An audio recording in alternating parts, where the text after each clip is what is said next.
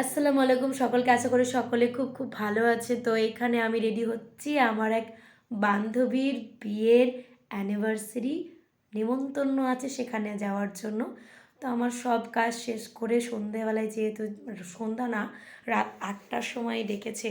তো আমি তো থাকি গ্রামে, মানে আমার বাড়ি গ্রামে, আমার দিদির বাড়ি শহরে। তো আমি দিদির বাড়ি থেকে রেডি হয়ে যাচ্ছি। তো এখানে আমি রেডি হয়ে গেছি, চুড়িদার পরে নিয়েছি। আর আমি খুব ক্লান্ত ছিল পরের দিন, তবুও আমি যাচ্ছি। তো এখানে বেরিয়ে গেছি। তো এই যে এই বান্ধবীর হচ্ছে অ্যানিভার্সারি, ওর বর আসছে, একটু লেট হবে।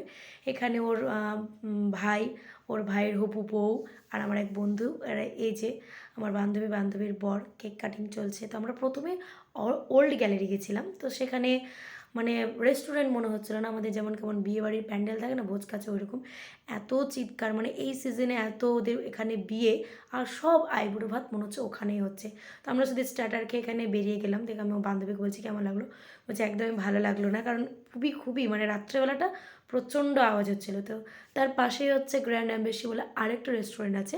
তো আমরা সেখানেই চলে আসলাম। তো এখানে এসে দেখছি ওপরে যে রিসর্টটা আছে ওটা বার্থডে পার্টির জন্য বুক আছে। তো দেখলাম যে যাই হোক রেস্টুরেন্টটা তো ফাঁকা আছে, তো আমরা ভেতরে রেস্টুরেন্টেই চলে আসলাম। আর আমরা বলছি এই রেস্টুরেন্টে কেমন চকচক করছে, এর আগেও গেছি। তো আমরা এখানে হাসাহাসি করছি একটা আমেরিকা ভুট্টা নিয়ে, মানে আমরা অর্ডার করেছি আমেরিকা ভুট্টা খাবো।